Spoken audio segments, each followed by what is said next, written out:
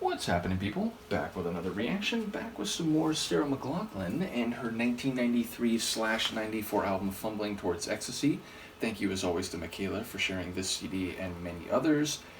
And yes, we're going to listen to the piano version of Possession, the track that opened the album, and as Michaela explained, this is in the middle of track 12 on the CD, which is to say the opening part of track 12 is Fumbling Towards Ecstasy, the title track of the album, and then there's a gap of silence followed by this hidden tune, which again is the piano version of Possession. So the opening track, it has a, let's say, alternative or maybe even folk rock type of sound, meaning there is guitar and bass guitar and drums. Also organ. I do remember notably it has a like organ chord, like keyboard element to it. I do wonder whether this version will be just Sarah and the piano or whether there will still be drums.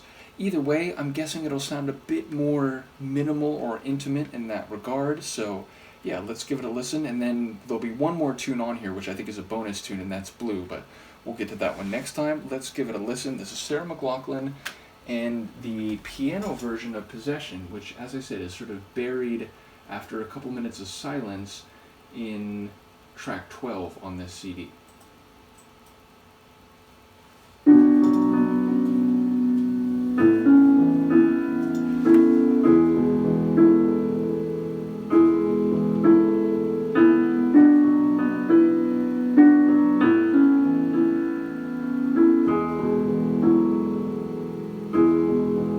Listen as the wind blows from across the great divide.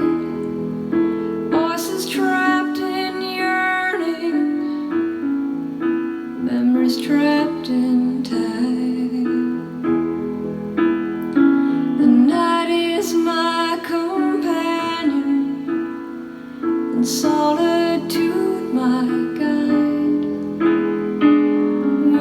Spend forever here and not be satisfied, and I would be the one to hold you down, kiss you so hard I'll take your breath away, then after I'd wipe away the tears, just close your eyes, dear.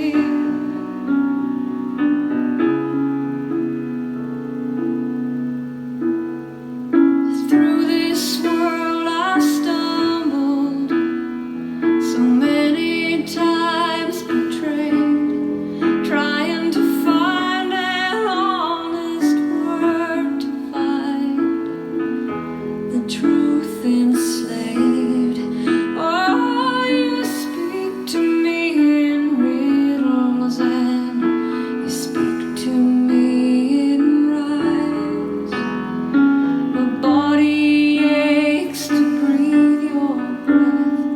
Your words keep me alive, and I would be the one to hold you down,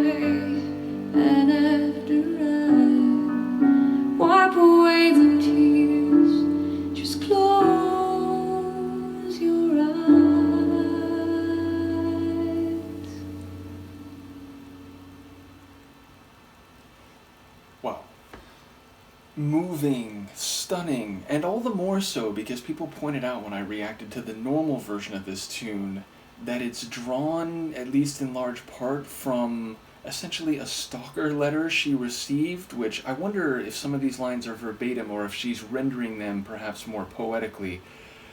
But yes, it like I didn't know that in advance of the earlier reaction to the proper Possession tune, and the emotion seems substantial for the narrator, which I suppose, with that greater information, that still makes sense, but it certainly hits differently.